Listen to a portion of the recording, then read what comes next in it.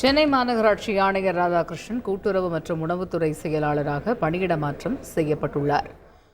இது பற்றிய கூடுதல் விவரங்களை எமது செய்தியாளர் பாஸ்கர் விவரிக்க கேட்போம். முழு விவரங்கள் என்ன பாஸ்கர், விவரிங்க. தமிழகத்தில் IAS அதிகாரிகள் இடமாற்றம் செய்யப்பட்டு உத்தரவு பிறப்பிக்கப்பட்டிருக்கிறது. சென்னை மாநகராட்சியினுடைய ஆணையராக இருக்கக்கூடிய ராதாகிருஷ்ணன் கூட்டுறவு மற்றும் உணவுத்துறை செயலாளராக பணியிட மாற்றம் செய்யப்பட்டிருக்கார். தகவல் தொழில்நுட்பத்துறை செயலாளராக குமார் நியமனம் செய்யப்பட்டிருக்கார்.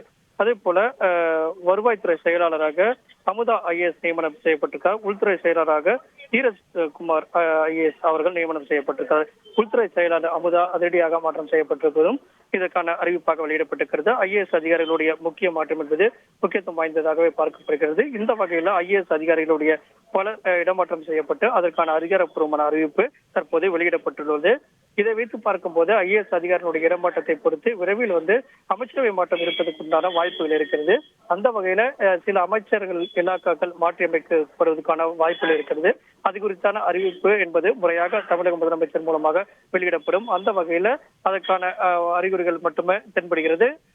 அமைச்சரவை மாற்றமும் இதைத் தொடர்ந்து மூத்த IAS அதிகாரிகள் இடமாற்றம் செய்யப்பட்டதன் அடிப்படையில அமைச்சர்களுடைய இலாக்கால் மாற்றியமைக்கப்பட்டு அதிகாரப்பூர்வமான அறிவிப்பு என்பது ராஜ்பவன்லிருந்து வெளியாகும். தமிழக முதலமைச்சர் அமைச்சரவை இலாக்காக்களை மாற்றி ஆளுநர் மாளிகைக்கு அனுப்பி வைக்கும் பட்சத்தில் ஆளுநர் மாளிகை அது குறித்தான அதிகாரப்பூர்வமான அறிவிப்பை வெளியிடும். அந்த வகையில மூத்த IAS அதிகாரிகள் இடமாற்றம் செய்யப்பட்டு அறிவிப்பு என்பது தற்போது வெளியிடப்பட்டுள்ளது.